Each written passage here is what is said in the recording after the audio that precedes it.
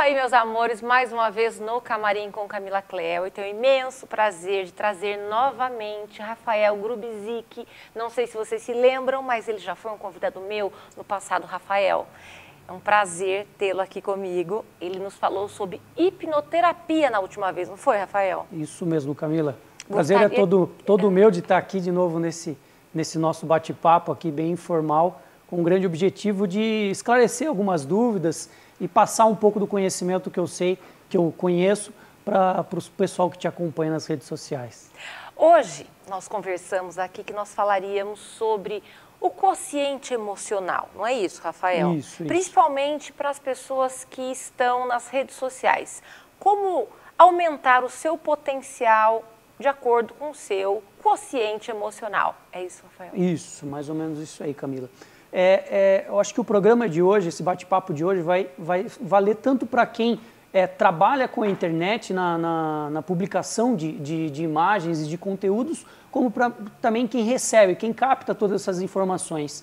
Porque eu percebo muito, semanalmente nos atendimentos, as pessoas se queixando de não saber lidar com as emoções vinculadas a o que a internet tem para nos oferecer. Então, muitas vezes as pessoas ficam com essa confusão e acaba entrando num looping de esgotamento físico, de emocional, e assim elas se perdem na trajetória delas, tanto de quem vai oferecer o conteúdo, quem está recebendo esse conteúdo. Mas para nós elucidarmos melhor essa questão, existe o quociente de inteligência, o QI. Quando as pessoas, de acordo com uma escala, elas são chamadas de gênio. E vai descendo, tá? E tem o quociente emocional, em que elas lidam com as situações ao entorno delas de uma maneira diferente, não é assim, Rafael? Isso. Na verdade, só fazer um parênteses aqui, Camila, que achei interessante para o pessoal entender um pouquinho do que a gente vai fazer hoje. A nossa mente, ela é dividida em 3 partes, basicamente. Consciente, subconsciente e inconsciente. E a maior parte do nosso tempo, de todas as tomadas de decisões que a gente faz na nossa vida, seja de coisas simples ou coisas mais delicadas, vamos falar assim, a gente utiliza toda a nossa memória do subconsciente. E essa memória que está alocada no nosso subconsciente, a gente diria que a gente não tem o controle total sobre elas, porque a gente toma essas decisões conforme a nossa vivência, o nosso histórico, conforme as coisas que a gente aprendeu na nossa primeira infância, principalmente das pessoas que são autoridades para nós, como os nossos pais ou os nossos avós. Então, a partir dessa carga emocional, desse aprendizado na nossa primeira infância, é o que vai reger toda a nossa vida. Então, é como se eu fosse tomar uma decisão agora. Você entrou em contato comigo, Rafael, vamos fazer mais um bate-papo, foi muito legal. Desde que exista uma emoção envolvida nesse nosso bate-papo, a minha mente automaticamente ela vai buscar como que o Rafael deve se comportar em determinadas situações ou no ambiente que não é fora da minha realidade um pouco, um ambiente de entrevistas, alguma coisa assim, que por mais que eu faça, sempre gera um certo desconforto emocional. Então, se eu fosse uma pessoa que em algum ponto eu tivesse algum problema com isso, imediatamente eu ia me recuar, ia inventar uma desculpa para você, Camila, eu não posso, estou com a agenda, ou alguma coisa assim, e isso acaba afetando o meu trabalho em si. Então, a tomada de decisão onde existe algo emocional envolvido, muitas vezes a gente não toma conforme a nossa vontade, mas sim conforme a nossa estrutura, o nosso aprendizado. Por isso que muitas vezes eu falo para os meus clientes que a gente vive uma vida que muitas vezes não é nossa. A gente toma certas decisões baseadas nos nossos pais. E eu dou aquele exemplo, não é porque meu pai é pedreiro que eu tenho que ser pedreiro, não é porque meu pai é médico que eu tenho que ser médico. A gente tem uma base familiar, sim, que é muito importante, mas cada ser humano, cada homem, cada mulher, tem que saber o caminho que ele quer trilhar. Ele tem que ter isso muito claro, independente da pressão, vamos falar assim, ou dos ensinamentos que veio da nossa casa. Mas é lógico. Isso não é uma questão de personalidade?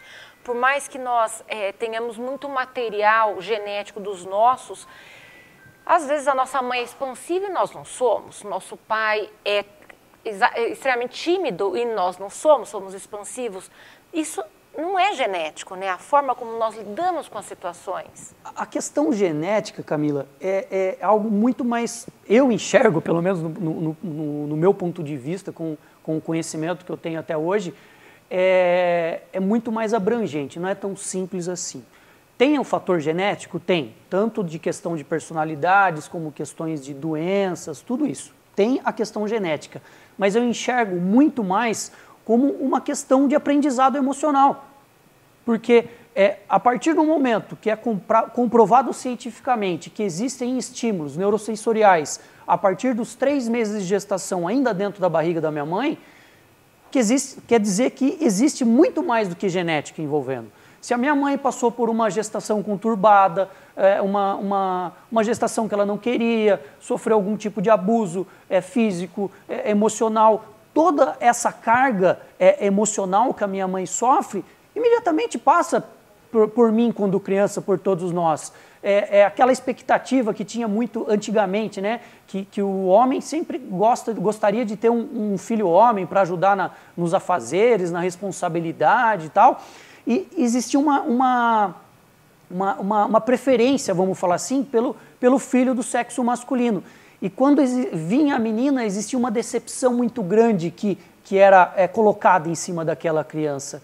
Então, a partir desse momento, essa criança já sofre um impacto emocional negativo na vida dela, que muitas vezes vai refletir em algo na vida presente dela, na vida adulta dela, vamos falar assim. E ela entrou como vítima ali. Então, muita dessas questões de genética, eu falo que existem muitas outras coisas por trás só da genética. Não é só a genética que existe na nossa formação, na nossa vida adulta. Existe uma carga emocional muito grande que não cabe a gente decidir, porque nós somos crianças e estamos ali simplesmente absorvendo. Ninguém nasce, quero ser ansioso, quero ser compulsivo por compras. Não existe isso. É o meio em que se vive. Sim. Tá, é fruto do meio que se vive. Você resumiu bem. Somos esponjas e absorvemos o modus vivendi dos nossos, não é a carga que foi nos lançada e realmente é o que o Rafael falou, não é apenas genética. Não, tem muita coisa. Mas isso é uma seara muito grande para nós discutirmos, né? Mas no âmbito do emocional, às vezes eu conheço pessoas muito próximas a mim que têm um QI elevadíssimo. Sim. E não deu certo, de repente teve que ser afastado do público e trabalhar sozinho, mesmo sendo um gênio, ao passo que pessoas medianas, foram muito bem-sucedidas por causa do quociente emocional. Sim. E hoje está muito ligado com a internet, não é, Rafael? Sim. Nos conte um pouquinho. Hoje o que a gente vê nenhuma empresa, nenhum profissional, independente da área que ele atue, ele não pode deixar a internet de lado. É uma realidade há muitos anos e a gente vê a força que a internet tem nos dias de hoje, né? Tanto com pessoas, que nem você falou agora, pessoas que têm um QI elevadíssimo, que são grandes conhecedores de determinados assuntos, como pessoas que estão ali do nada, como o Luva de Pedreiro agora, que está na moda, né? Não sei o que é. Uma pessoa super simples que inventou uma frase lá e não sei o quê, e ficou contratos milionários com marcas, e você vê que é uma pessoa simples de tudo, só que aí a gente vê o grande poder da internet. Só que o que acontece, que nem, vamos colocar na balança agora, a questão do Luva de Pedreiro, que é uma pessoa lá do Nordeste, não me lembro a região que ele é, e uma pessoa totalmente preparada, totalmente capacitada, conhecedora, que se dedicou, fez faculdade, pós-graduação, pós-doc, sei lá o que essa pessoa fez, e de repente essa pessoa que tem total preparo se compara com uma luva de pedreiro, vamos falar assim, que é uma pessoa simples, não é questão de desmérito nem nada, não é questão disso, mas só que são dois exemplos opostos aí para a gente abordar um pouquinho. E daí uma pessoa dessa vê um luva de pedreiro que não teve oportunidade de estudo e outras coisas, fazendo contratos milionários com a Amazon Prime e outras multinacionais, e uma pessoa totalmente preparada e que vê que não existe um engajamento necessário que ela gostaria de ter na internet. Então, muitas vezes, essa pessoa que tem total capacidade e conhecimento, não tem o engajamento que ela gostaria, ela pode entrar numa depressão, porque ela automaticamente ela vai se comparar com uma pessoa como a luva de pedreiro, entendeu? Falou assim, puxa vida, o que eu estou fazendo de errado que eu não tenho os resultados que ele tem na internet? Exatamente. O que será que falta para mim? Mesmo porque, gente, eu tenho canal no YouTube há muito tempo, meu canal tem uma relevância bacana, tenho placa, porém eu via que quem dançava e fazia nudes meio tinha muito mais ibope. verdade. É, sim. Eu cheguei a questionar, eu falei, eu não vou mudar o meu eu, mesmo porque não saberia fazê-lo. Sim. Fazer tudo aquilo apelo para que eu crescesse em um âmbito da sua vida que não tem nada a ver. Então, você tem que se fixar no que você é. Sim, mas que nem você falou, em certo momento houve uma questionação Houve. sua. Será que realmente eu Houve. estou no caminho certo? Houve. Será que isso que eu estou fazendo vai me gerar frutos mais para frente? Então, uma pessoa preparada que nem você, que está no mercado, mesmo assim a gente passa por momentos. Será que eu estou no caminho certo? Será que é isso mesmo? Mas sem desmerecer quem lógico, faz a dancinha, sem desmerecer, gente, de verdade. Mas eu imaginei que o Brasil estava com um nível cultural aquém, ou precisando de algum soporífero, sabe, para dar uma... Não foi nem na época da pandemia, foi bem antes já tinha isso. Você entendeu? Então, você tem que não falar nada, apenas dançar ali que você vai ter 1000 seguidores. Sim. E aí, você questiona mesmo? Sim, com certeza. Que país que eu estou vivendo? Não é? Sim, com certeza. E uma coisa muito importante, é aí que entra a nossa questão do controle emocional. Se a gente, existe algo que nos aprisione, algo que nos impeça de dar esse passo além, independente das dificuldades que a gente vai ter, você teve a sua dificuldade, eu tenho as minhas dificuldades, e assim é a nossa vida, não adianta a gente viver numa utopia. Eu falo muito disso com os meus clientes, porque às vezes as pessoas me procuram procurando uma vida utópica, que não existe. Nós somos seres humanos, e nós não somos seres racionais, nós somos seres emocionais. Será que a internet trouxe essa vida utópica? Eu acredito, não que tenha trazido, Camila, mas eu acredito que ela seja a grande responsável, tá? Porque, que nem você falou, a gente vê mais lixo, perdão da palavra, na internet do que coisas benéficas. São poucos os programas e os influenciadores que buscam passar conhecimento para as pessoas, que nem você busca no seu conteúdo. Porque realmente, muitas vezes uma dancinha pode dar mais engajamento do que o seu programa, do que o nosso bate-papo aqui, por exemplo. Porque a gente vê o nível cultural, alguma coisa assim que realmente pode estar um pouco abaixo no brasileiro, no país como um todo, que as pessoas se identificam mais com uma dancinha do que com um papo que vá trazer um benefício, e que muitas vezes um papo desse que nem a gente está tendo aqui totalmente despretensioso pode dar uma certa cutucadinha em alguém que está na sua zona de conforto, ou dar um certo despertar nessa pessoa. E eu falo assim, nós vivemos numa vida de conflito, vamos falar assim, em instantes de sempre luta ou fuga. E o ser humano, por natureza, ele sempre vai tentar fugir. A nossa mente como um toda, ela é primata, tá? Só que não existiu atualização. O que foi revertido foi a nossa evolução como ser humano, mas a nossa mente ela é ainda primata. Um instinto primata qualquer, luta ou fuga. A estimativa de vida de um primata era 29 ou 31 anos, eu não tenho certeza agora falar certinho. Mas o primata, quando ele saía da toca, ele via um outro ser humano ali e ele tinha que matar aquele cara, porque senão o cara podia ir na toca dele e acabar com a família dele. Se deparava com um animal, ele tinha que matar o animal para sustentar a família dele. Só que hoje, pela sociedade como um todo que a gente vive, a gente não pode sair atacando as pessoas. Então, qual que é o instinto que nos sobrou? De fuga. Por isso que a gente entra em doenças.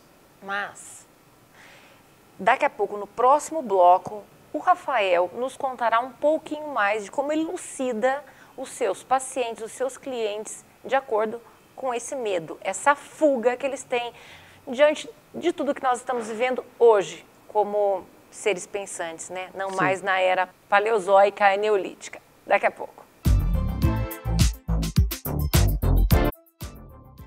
E é isso aí, meus amores, voltando com o Rafael, terapeuta, nos contando dessa situação figurativa que nós falamos do passado, era lutar ou fugir. E hoje, enquanto aos seus pacientes que não têm como lutar, e porque eles têm esse medo.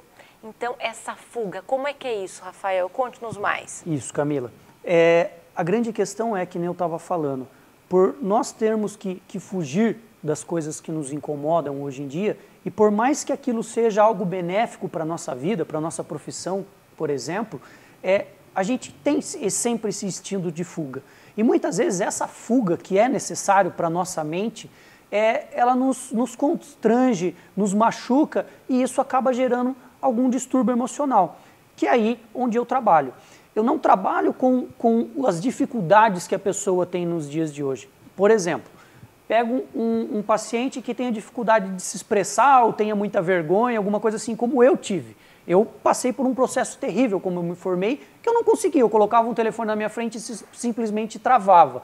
Hoje, lógico, tenho as minhas falhas, mas falo aquilo que eu quero de forma bem natural e bem tranquila.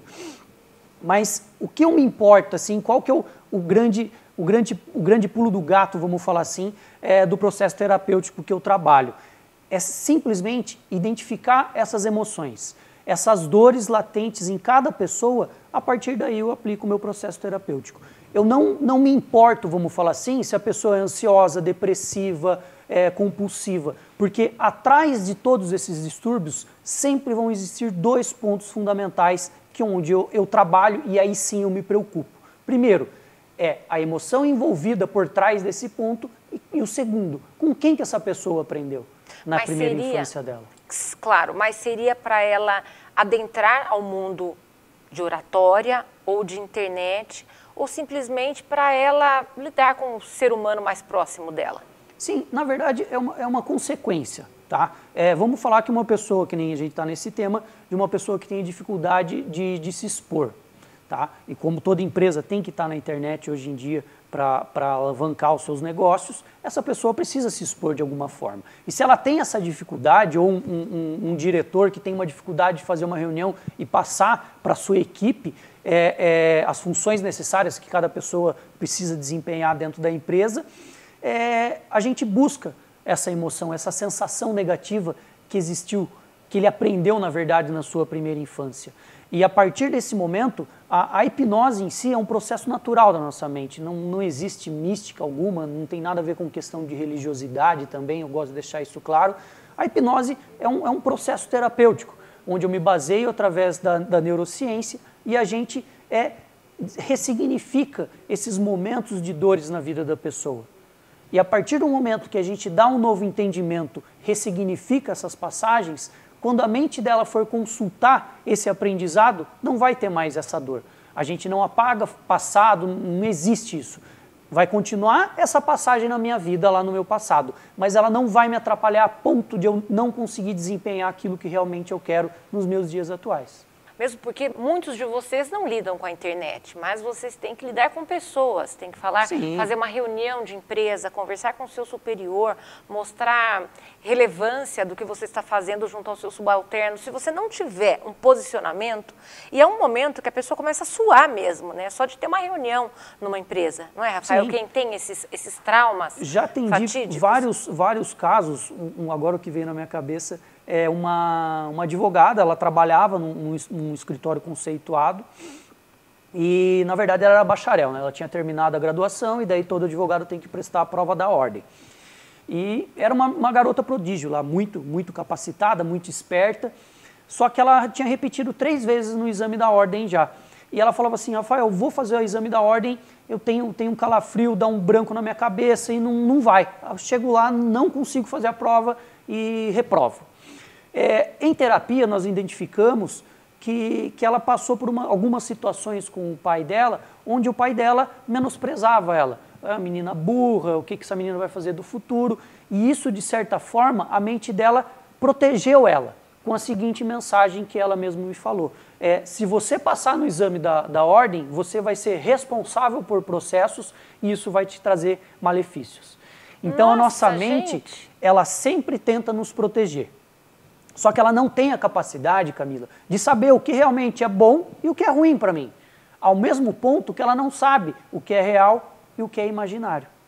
O que é verdade, o que é mentira. Só tenta proteger. Sim, a nossa mente ela sempre vai tentar nos proteger. Só que essa proteção dela, muitas vezes, nos traz coisas ruins. Não é o que realmente a gente quer. Mas por que ela nos protege? Porque ela entende, lembra que eu falei, a nossa mente ela não tem... questão de idade, ela não entende a questão temporal. Então, ela identifica que nós somos uma criança indefesa e que meu pai está falando que eu não sou capaz ainda. Então a mensagem que a mente dela traz é como uma criança ainda, que tenta proteger ela de algo, só que essa proteção é boba se a gente for pensar nos dias de hoje, porque não faz o menor sentido. Ela é capacitada, ela deve e ela pode passar na prova da ordem. Fizemos o processo com ela, na próxima oportunidade ela foi e passou no exame da ordem e assumiu o seu cargo de direito dentro do escritório que ela trabalha. Gente, olha como é de suma importância quando existem óbices na nossa vida, nós procurarmos a quem de direito. Como eu sempre fui falante e teve uma época, enquanto eu era advogada, que mudou-se a defesa final, tinha que ser oral. Eu levantei e fiz, entendeu? Mas eu vi que muitos colegas da minha época, que eram excelentíssimos profissionais, eles precisavam só de mandar aqui, escrito. Entendeu? Mas falar, defender oralmente para eles foi um trauma. E aí, naquela época não existia profissionais como o Rafael. Então é muito interessante esse seu trabalho, Rafael. Sim, isso é só um pequeno exemplo da capacidade e da efetividade desse processo terapêutico que eu sempre busco atualização. A semana passada mesmo eu estava em São Paulo e Sorocaba fazendo mais um treinamento. Eu sempre tento pegar o que há de melhor no mundo da hipnoterapia, da hipnose clínica. Hoje em dia a gente tem muita facilidade de comunicação e a maior parte do conhecimento adquirido vem dos Estados Unidos, que vamos falar, o grande cerne da hipnose clínica. Então, muitas coisas vêm de lá e graças à internet, vamos falar o lado bom da internet, que a gente tem que saber usar ela com sabedoria, né?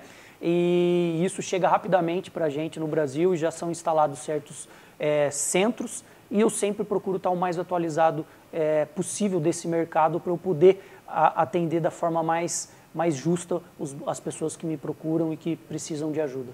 Isso é tão efetivo que isso foi uma grande coincidência, Rafael. Como eu fui advogada do crime, eu vejo muitos casos criminais pelo YouTube. E o que eu vi hoje foi que uma menina foi lesada no crânio muito seriamente com uma pá e esqueceu tudo. Com a hipnoterapia, ela lembrou quem foi o autor do que aconteceu com ela. Olha que incrível, não conheci esse caso. Não, vou chegar em casa e vou passar para você. Fácil. É impressionante. Então, e hoje eu assistindo, falei, meu Deus, vou receber um hipnoterapeuta hoje à noite. Eu fiquei chocada, é muito bom mesmo.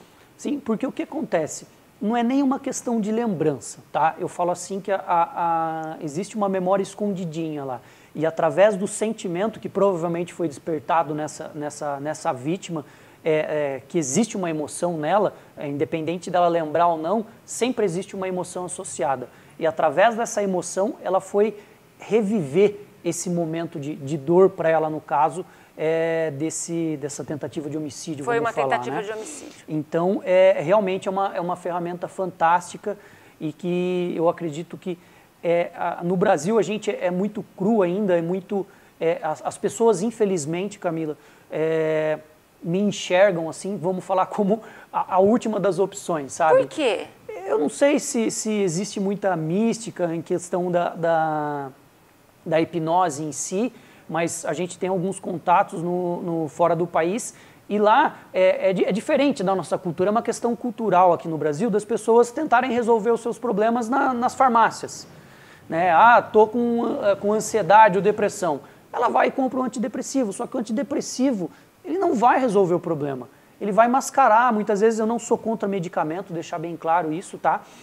Não tenho capacidade, know-how nenhum de prescrever ou descrever nada, mas o medicamento é algo que é importante, mas em um determinado tempo, até a gente conseguir resolver aquele problema. Agora, o que não pode ser feito é a gente usar um medicamento como bengala para o resto da nossa vida. Eu falo assim, o medicamento, eu gosto sempre, como vivo na hipnose, de montar certos cenários. O medicamento ele vai levantar o tapete da sua sola e vai jogar a sujeira embaixo. Você sentada no seu sofá, você vai dar uma olhada assim e vai falar, nossa, tá legal, tá bom, tá tudo arrumadinho, estou bem. Só que toda vez que você for atravessar a sua sala, você vai tropeçar e vai cair. É que de repente, vamos supor assim, Rafael, de repente para o medicamento você não conta as suas mazelas íntimas. Sim. Tem pessoas, de repente, vão falar, como é que eu vou falar para ele? Não é tudo que eu passei. Além de só falar, não é só uma questão de desabafo, tá? Mas sim a grande questão, a grande força, a grande efetividade da hipnose clínica é a questão da reeducação mental ou do processo de ressignificação. Isso sim que nos faz sermos diferentes na nossa atualidade. Não adianta a gente identificar um problema e falar, olha, o seu problema é isso, você foi abusada pelo seu tio, e soltar o meu paciente. Não, de forma alguma. Nós vamos identificar o problema e vamos tratar. Eu não termino a minha sessão enquanto existem vários testes que eu faço durante o meu processo terapêutico. Uma sessão pode demorar de 1 hora a 3 horas e meia. Então, eu faço vários testes para eu me certificar que aquela pessoa realmente superou aquele momento e que não existe mais um sentimento de dor ou de luto ou de perda, algo assim dentro dela. Aí sim, eu libero o meu paciente. E o que é mais impressionante, Camila, é que 66%, 67% dos meus atendimentos, a gente consegue grandes resultados na primeira sessão.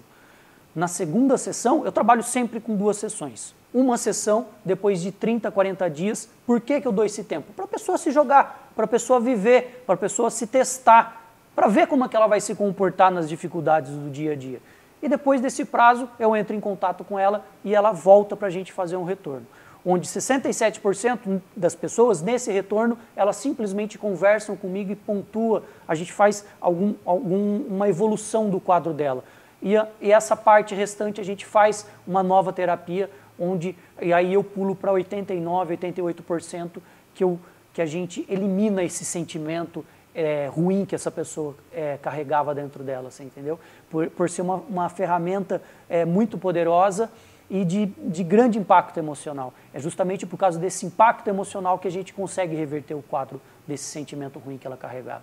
Muito bacana, né? Não adianta você dar o diagnóstico para aquela pessoa, aquela criatura, e falar, se vira como você pode, anjo no mundo. Não, não é, Rafael, ele vai acompanhá-lo. A pessoa, o doente, digamos assim, porque você está doente, uma pessoa que tem alguns traumas, sejam eles de quais searas forem, o psicoterapeuta, o terapeuta vai acompanhá-la, não é, Rafael? Isso. A gente faz um acompanhamento nessa evolução, nesse testar, né? Porque eu falo assim, não adianta a gente vir com um problema e pensar que a gente vai fazer terapia, eu vou chegar na minha casa e vou fazer assim e tudo vai estar mil maravilhas, que eu vou conseguir mudar o meu companheiro, a minha companheira. Não, o seu companheiro, a sua companheira vai continuar da mesma forma, se comportando da mesma forma.